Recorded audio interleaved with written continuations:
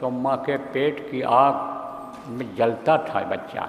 सब लोग थे, हम आप थे, आप भूल गए, हम भी समझो मनुष्य शरीर में हैं, तो कभी याद आता है तो याद आता है, नहीं तो हम भी भूले हुए।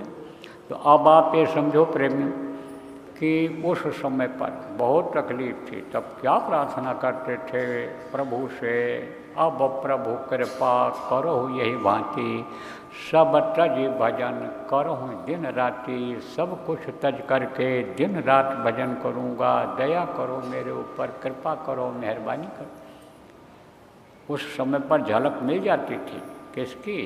प्रभु की झलक। जिनको भगवान कहते हो उनकी झलक मिल जाती थी, ईश्वर जिनको कहते हो उनकी झलक मिल जाती थी। तो झलक मिल जाती थी तो प्रार्थना करते थे, और ये भी मालूम था कि बाहर जाएंगे तो काल और माया के देश में हम आ जाएंगे। वो जैसा चाहेगा हमको रखेगा, जैसा चाहेगा हमको खिलाएगा, जैसा चाहेगा हमको चलाएगा, और आप पे समझो उससे निकल पाना मुश्किल होगा। इस चीज़ की जानकारी भी थी। तो उस समय पर कहते थे कि समर्थ गुरु की तलाश करें। मालूम था उनको कि संत रहते हैं धरती पर, सबको मालूम था। कहा गिरी बदरिया पाप की बरस दई अंगार, और संत न होते जगत में जल मरता संसार, हमेशा रहते हैं। तब जीव क्या प्रार्थना करता है कि बाहर निकालो प्रभु, एक बार मौका दे दो, समर्थ गुरु की तलाश करके रास्ता ले करके दिन रात भजन पूजन करूँगा। लेकिन बाहर आकर भ्रम या बहुत उठाए पाप, बाहर आकर के भूल और भ्रम के इस देश में भूल गए उस वादे को। और ये जो शरीर उसने दिया और वादा कराया, कहा जाओ हम तुमको देते हैं, लेकिन हम जो बताते हैं वो काम तुमको करना रहेगा। इस हमारे मानव मंदिर को, इस हमारे जिस्मानी मस्जिद को, ये रूहानी मंदिर को, मस्जिद को, ये हमारे गुरुद्वारे को साफ सुथरा रखना। इसके अंदर कोई भी गंदी चीज़ आप मत डालना। खाने का इंतज़ाम कर लेना, कपड़े का इंतज़ाम कर लेना, रहने के लिए घर बना लेना, जो भी जिम्मेदारी बनती है वो सब निभा लेना। लेकिन जिस लिए यह मनुष्य शरीर तुम मांग रहे हो वो काम तुम अपना पूरा कर देना। लेकिन बाहर आए और भूलते चले गए, और ये दिन रात रूपी चूहे उम्र को ख़त्म कर दे रहे। और ये बात आप समझ लो कि एक दिन मौत तो आएगी आएगी, मौत से कोई बच नहीं पाया। वैद्य धन्वंतरि मर गया, अमर रहा नहीं कोई, सुर नन मुन जोगी यति, सभी काल वश हुए। काल के वश में सबको, काल के काल में गाल में सबको जाना पड़ेगा, क्योंकि इस धरती का नियम ही यही है, विधान ही यही है कि जो पेड़ फलता है वो झड़ता है, जो आग जलती है वो बुझती है, जो पैदा होता मरता है। तो भैया मौत तो सामने खड़ी है और उसी को भूले हुए हो। कल किसी ने देखा है? कल किसी ने नहीं देखा। अरे शाम किसी ने नहीं देखा, 2 घंटे बाद क्या होगा किसी ने नहीं देखा, घंटे भर बाद क्या होगा किसी ने नहीं देखा। दफ्तर जा रहे हैं, पढ़ाई करने बच्चा जा रहा है, काम पर जा रहे हैं और दुर्घटना हो गई, एक्सीडेंट हो गया, ख़त्म हो गए। चलते चलते हार्ट फेल हो गया, गिरे, ख़त्म हो गए। तो इस समय पर तो किसी की कोई गारंटी नहीं है कि घर से निकलो 2 घंटे के बाद ठीक ठाक वापस घर में आ जाओगे। जिन प्यारे बच्चों को, जिन परिवार के लोगों को, जिस धन संपत्ति मकान को छोड़ करके जा रहे हो कि अभी हम फिर इनके बीच में आएंगे, फिर इसी घर में रहेंगे, गारंटी है कोई कि उसमें रहोगे? कुछ नहीं। क्यों? क्योंकि अमृत लोक है, तो जाना पड़ेगा, सबको जाना पड़ेगा।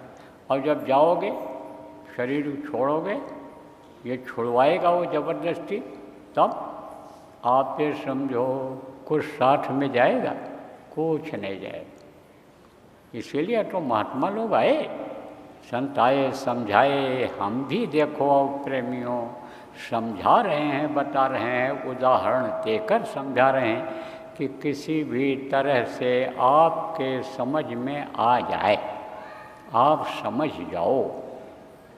तो कहा ना कि क्या लेकर तू आया जग में, क्या लेकर तू जाएगा, सोच समझ ले रे मन मूर्ख, आखिर में पछताएगा। अरे माँ के पेट से जब निकले थे तब कोई अटैची बैग लेकर आए थे, रुपया पैसा सोना चांदी कुछ नहीं। कोई सूट बूट पहन कर आए थे, कुछ नहीं। चाहे राजा का लड़का हो, चाहे महाराजा का लड़का हो, चाहे राष्ट्रपति प्रधानमंत्री का लड़का हो, चाहे जिसका लड़का हो, पंडित मुल्ला पुजारी का लड़का हो, कोई भी कोई तरह का कपड़ा पहन कर नहीं आता है, सब नंगे पैदा होते। और जब शमशान घाट पर ले जाते हैं, जलाते हैं, तो जो पहने रहता है वो यहीं उतार देते हैं। वाह, तो समझो नंगे करके तब भेजते हैं। तो कहते हैं क्या लेकर आया, कुछ नहीं लाए। लेकिन सच पूछो तो लेकर आए हो। किस में लेकर आए हो? मुट्ठी में। 4 पदार्थ का तलता के। 4 पदार्थ किसको कहते हैं? अर्थ, धर्म, काम और मोक्ष। अब इसको विस्तार में समझाने का समय नहीं है, लेकिन मोटी बात आप ये समझो कि इस मनुष्य शरीर के पाने का मतलब समझो कि यह तन कर फल विषय न भाई, स्वर्गो स्वल्पांत दुखदाई। अर्थ इसका मतलब ये होता है कि भाई ये विषय वासनाओं के लिए, खाने पीने मौज मस्ती के लिए ही मनुष्य शरीर नहीं मिला है, ये वे भजन करने के लिए मिला है, ये आत्मा को परमात्मा तक पहुंचाने के लिए मिला है। ये मिट्टी और पत्थर का घर जिसको अपना घर कहते हो, ये भूल और भ्रम का घर है। इसको छोड़ करके अपने घर सचखंड सचलोक जिसको कहा गया, यानी जहाँ से नीचे नहीं उतरना होता है वहाँ पहुँचाने के लिए यह मनुष्य शरीर मिला है। अर्थ, धर्म, धर्म किसको कहते हैं? अब आजकल तो देखो धर्म के नाम पर जान ले लेते हैं, धर्म को अपने यानी जो भी कबूल कर लेता है सबसे ऊंचा समझता है और मानव हत्या कर डालता है, इनकलाब बोल देता है, जिंदाबाद बोल देता है। आते समझो, लेकिन धर्म तो एक ही है, मानव धर्म, क्योंकि आत्मा सबके अंदर एक है। न उसने हिंदू बनाया, न मुसलमान बनाया, न सिख बनाया, न ईसाई बनाया, उसने तो केवल एक इंसान बनाया है। कोई पहचान होती है? दो इनके बच्चे को आप लटा दो, चाहे हिंदू मुसलमान सिख ईसाई 4 बच्चों को आप लटा दो, कोई बता दे कि किसका बच्चा है? कोई पहचान। लेकिन अब क्या बताया जाए, ये सब जो दूषित भावना है इसको निकाल देना चाहिए। नहीं तो यही समझो जातिवाद, भाईवाद, भतीजावाद, एरियावाद, भाषावाद, आतंकवाद, माओवाद, नक्सलवाद, यही बर्बाद कर देगा, आदमी का अस्तित्व मिटा देगा। समझो नुकसान देश समाज का, मानव का यही करता चला जाएगा। और एक दिन यही होगा कि प्रकृति अपने में सबको समेट लेगी, प्रकृति सजा देगी, कुदरत कहर जिसको कहते हो कुदरती कहर आएगा और उसमें विनाश ही असंभावी हो जाएगा, विनाश ही हो जाएगा। आप समझो लोगों। तो भाई असला अर्थ क्या है, असला धर्म क्या है कि इस जीवात्मा को परमात्मा तक पहुंचा दिया जाए। यही है परोपकार, यही है सेवा।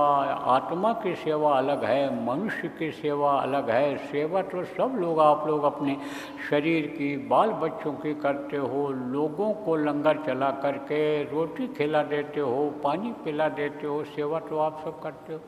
लेकिन आत्मा की सेवा ये ज़्यादा ज़रूरी है, तो इसको पहुँचाओ। आप कहाँ पहुँचाओ? बचाओ। असला धर्म ये है, अर्थ धर्म काम, असला काम ये है कि इसको मोक्ष दिला दो, मुक्ति दिला दो। मोक्ष मुक्ति किसको कहते हैं? शमशान घाट पर जाओ, कहीं कहीं लिखा रहता है मुक्ति धाम, मोक्ष धाम। तो कोई मुर्दा लेकर जाता है तो वापस लाता है घर पे, चाहे 2 दिन लग जाए वापस नहीं लाता है। उसको समझो जला करके ही वापस आता है। ऐसे ही ये जीवात्मा जो परमात्मा के अंश से शरीर को चलाती है, इसको प्रभु तक पहुंचा दिया जाए तो समझ लो इसकी मुक्ति हो जाएगी, फिर ये नीचे नहीं आएगी, नहीं उतरेगी। जैसे देखो कुछ देश ऐसे हैं दुनिया में जहाँ बहुत साधन सुविधा है और पंजाब के लोग वहाँ चले गए हैं, यहाँ आना चाहते हैं, साधन सुविधा छोड़कर नहीं आना चाहते हैं।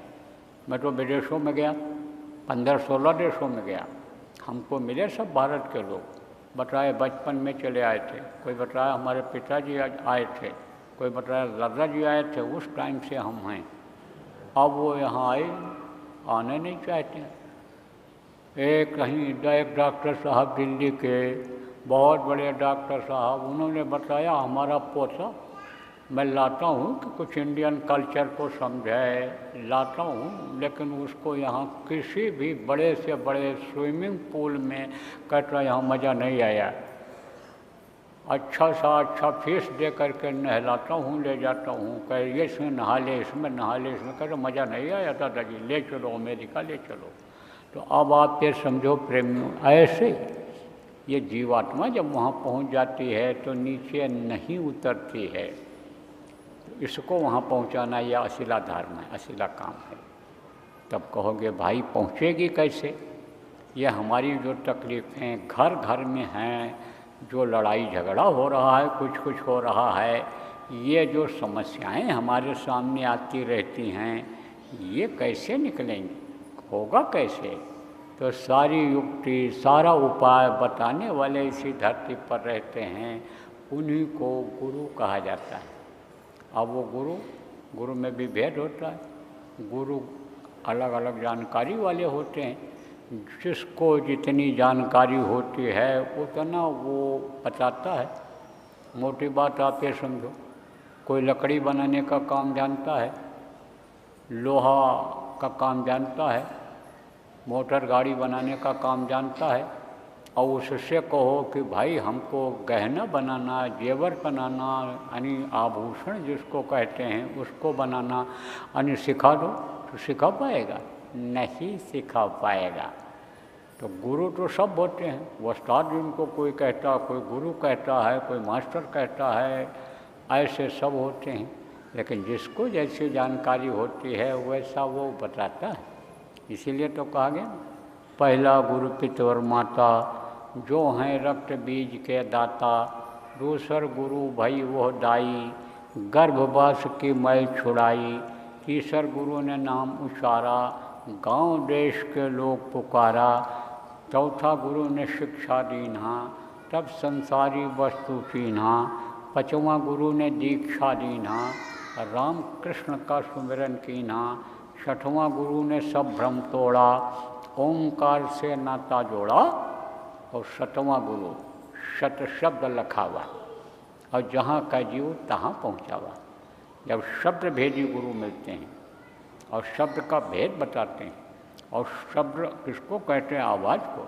और उस आवाज़ को जब इस रूह जीवात्मा को, सूरत को पकड़ा देते हैं, तब आप ये समझो कि जहाँ का जीव तहाँ पहुँचावा। ये जीवात्मा कहाँ से आई है? यह जीवात्मा सचखंड सतलोक से ही इस धरती पर उतरी हुई है। तो ये जब वहाँ पहुँच जाएगी तब मुक्ति और मोक्ष मिलेगा। तो इस धरती पर हमेशा रहे। बताया ना, गिरी बजरिया पाप के बरस दई अंगार, संत न होते जगत में जल मतला संसार, संसार खत्म हो गया होता।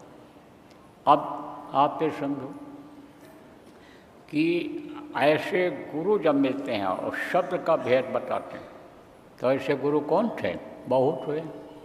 कबीर साहब, नानक साहब, आप ये समझो कि पलटू साहब, दादू साहब, आप ये समझो कि आप राधा स्वामी जिनको कहा गया, शिवदयाल जी महाराज, आप समझो गरीब साहब, आप समझो कि विष्णुदयाल जी महाराज, गोरेलाल जी महाराज, हमारे गुरु महाराज, ये जिनकी तस्वीर लगी हुई, ये भी शब्द भेदी गुरु थे, जिनको महीन गुरु कहा गया। कहा गुरु गुरु तो सब बड़े, कोई नहीं छोट, और शब्द पारखी महीन हैं, बाकी चावल मोट। मोटा चावल और महीन चावल देखो, आप जानते हो, मोटे चावल को हजम करने में समय लगता है, मोटे चावल को पकने में समय लगता है, मोटे चावल का स्वाद अलग रहता है, महीन चावल को सब पसंद करते हैं। ऐसे ही तो वो शब्द जो आ रही, आवाज़ जो आ रही, वो झीनी झीनी एक तरह से पतली आवाज़ आ रही है, इसलिए उसको जो पकड़ाने वाले होते हैं वो रूहानी, आप के समझो कि गुरु कहलाते हैं।